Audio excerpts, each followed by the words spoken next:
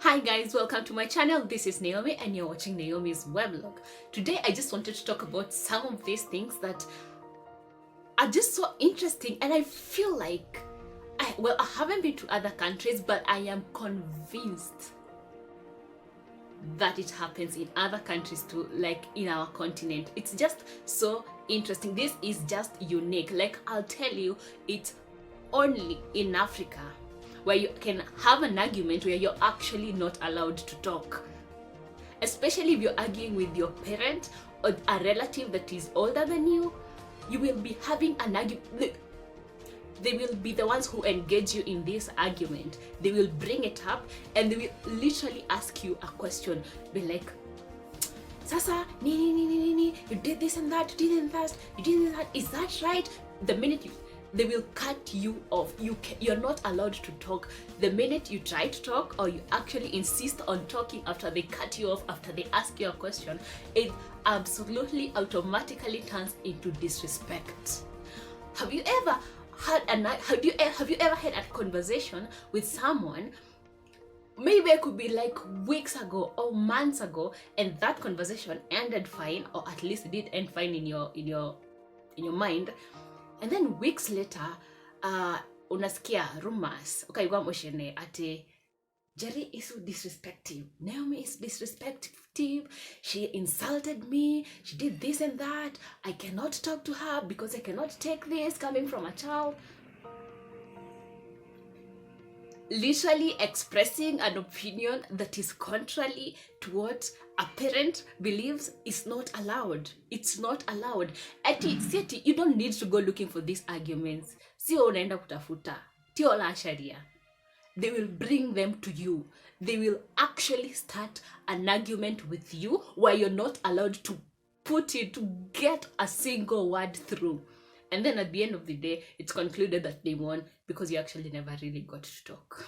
And this actually is more prominent with parents who were born in the 90s and back then. Because right now, I think 20,000 parents are a bit more liberal.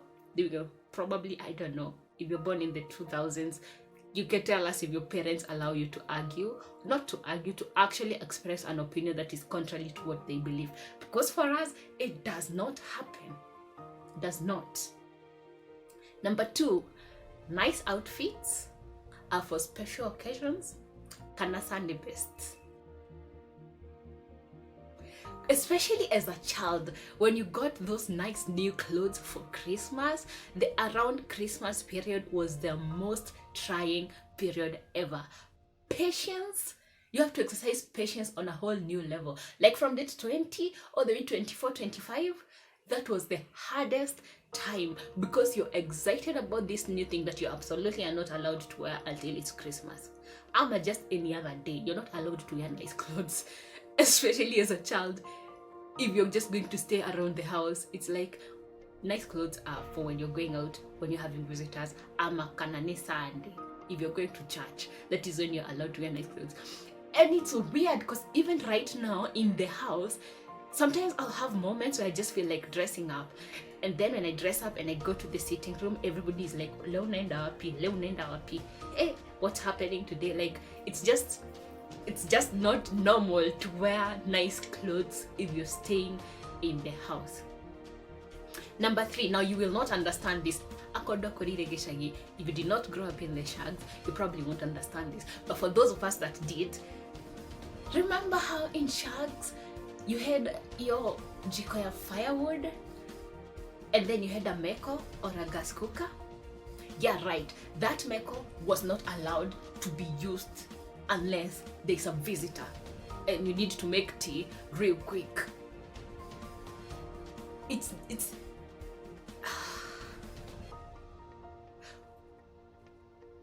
well, this is actually like, even right now, okay, this is becoming a bit less so, but my grandpa does not understand negoteaga besha.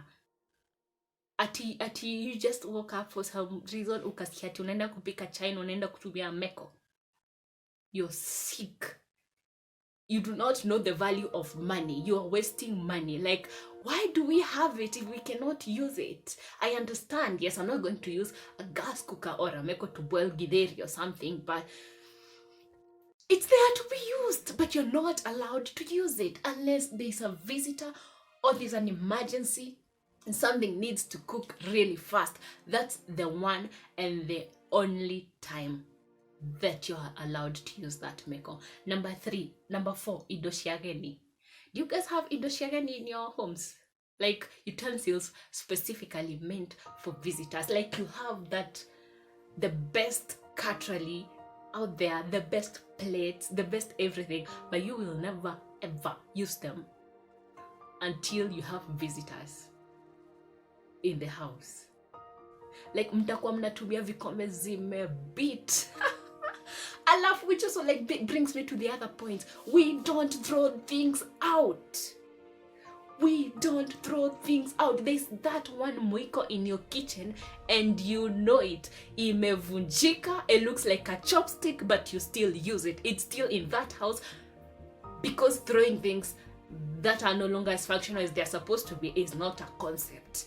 That is not a concept that we know or can even begin to understand. We cannot begin to understand kuna vyombo za wageni, and we also don't throw things out. It's until, actually, like time back, kitambo, my grandma had this serving spoon that was broken. Ilikuwa imevunjika by half, then the kahando ilikuwa imebaki. Okay, so now this is a spoon. This is a part that serves. Oh, I'm so ashy. No, I'm not. This is a part that serves food, and the spoon imefika hapa, ilikuwa imevunjika mpaka hapa. She insisted on using that serving spoon for the longest time. And then my grandpa and I were like, Shushu mbono unatumianga hii kitu like until now. And she's like, Denoriha, kirage kiraidio, why is the problem? Si bado ina serve food. And I'm telling you what happened is, one day my grandma was not in the house and my grandpa and I actually took that spoon and hid it. Again, hid it. We did not throw it out because God forbid anything happens and Shosho is really mad because we actually threw it out. We didn't throw it out, we hid it. And then she came home, she looked for it for hours, and we were like, I wonder where it is. You probably should just use the new one that we have that actually functions the way it's supposed to. And then she so reluctantly started using it, and then weeks later we actually told her, you know what, we actually hid the spoon, the broken spoon that you umekata kutupa for years. And then that's how actually we stopped using that thing. Otherwise we would never have stopped using it.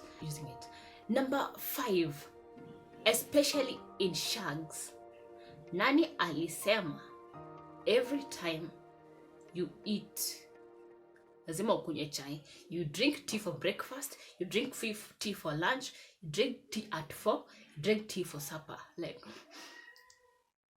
why? Alafu pia wageni, the one thing that lazima upatie mgeni ni chai. It does not matter what else iko kwa nyumba yako. Utiramakania no ginya ohe mugeni chai. You have to give the visitor tea. And here's the thing, here's a weird thing about me. I actually don't like drinking things in tea specifically in other people's houses because I'm very specific na how things are done. Rather, I don't want to say OCD. I'm not OCD. OCD is an actual condition, but I like things clean, and I don't trust how people clean their things. So it's either I'd rather eat food than drink tea. Actually, this stemmed from one time that I went nikapewa chai in a house. I drank it, and by the time thank you, Amy. And by the time nilimaliza, at the bottom of the cup, there was gunk. There was like some dark brown thing stuck on the cup.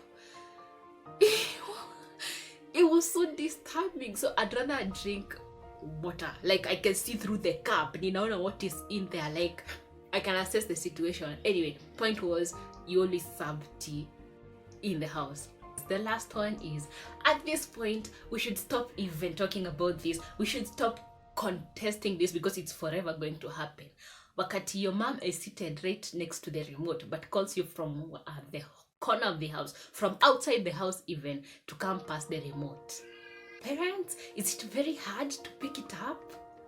I don't know. Actually, I feel like if I'm being genuine, I wouldn't even contest this, because I usually used to do that to my younger sister. I'd totally send her for things that are within my reach just because I can. So I suppose our parents also, just because they can, just do these things.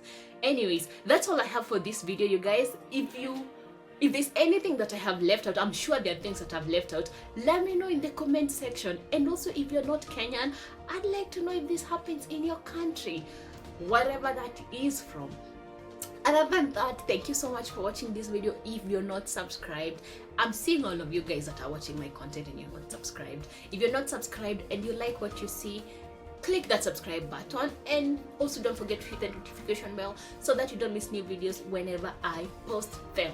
Other than that, thank you so much and have yourself a good day. Bye bye.